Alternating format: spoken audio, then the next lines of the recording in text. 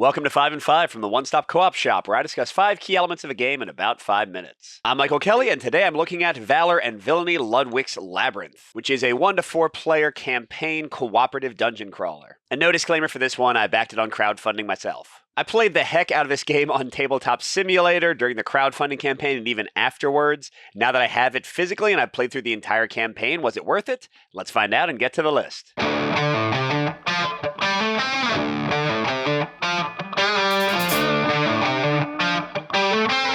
So my number 5 point for Lludwik's Labyrinth is the exploration in the game. And this is kind of a mix for my taste, although I lean pro. So in most scenarios, you start with this very limited set of tiles, but then as you go around, you can kind of like build out and control in a lot of ways which way it grows and which things kind of connect to each other.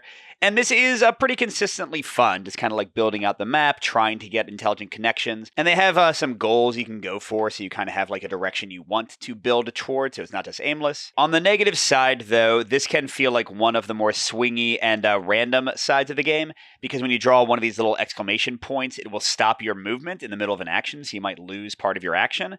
And also this determines how quickly like enemies respawn and how quickly the boss comes out. And in some games, I've had a ton of these really early before I really got a chance to level up, although the boss doesn't level up too much either in that case, but it can really make the game like super hard.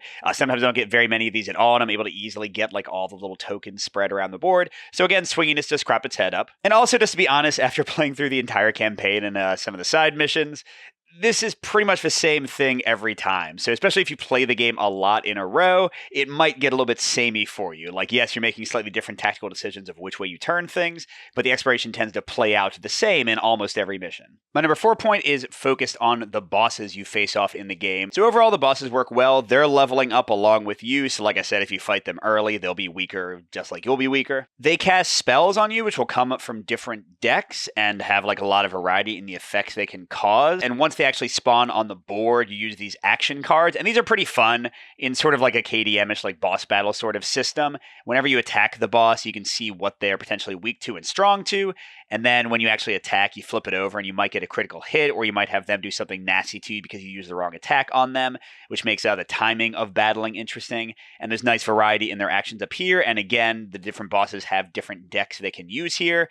So just overall, like a nice set of varied options in the bosses. It does change things up pretty well from game to game.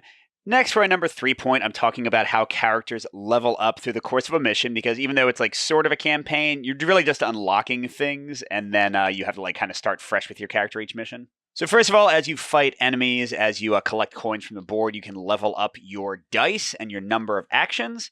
And this is pretty consistently fun. Like, your characters get really strong. They go from zeros to heroes in every match. So you always have that nice like build-up of power gaming. Now, what almost brings this down to a mix for me is that, like the exploration, this is a very samey process every game, and you'll tend to like build the same characters up in a similar way each game.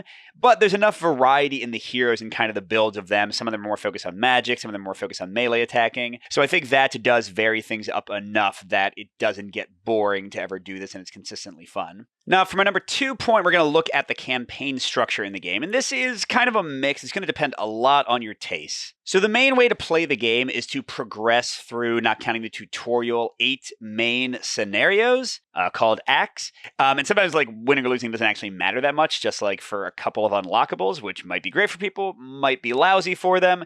I tend to not want to replay missions again if I lose them, so I tend to like that. Now, a complaint on the mix side. The acts tend to be very similar. Like, you'll unlock new things, and I'm not going to go beyond Act 1 and showing this.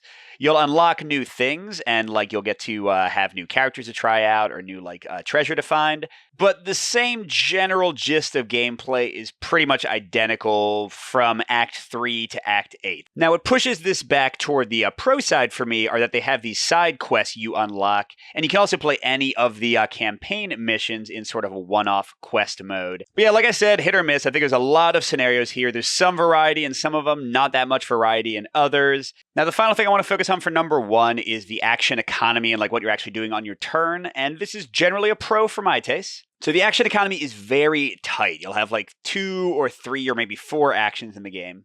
Some of your main actions are going to be attacking with melee, range, or magic, and each of those can only be used once per turn.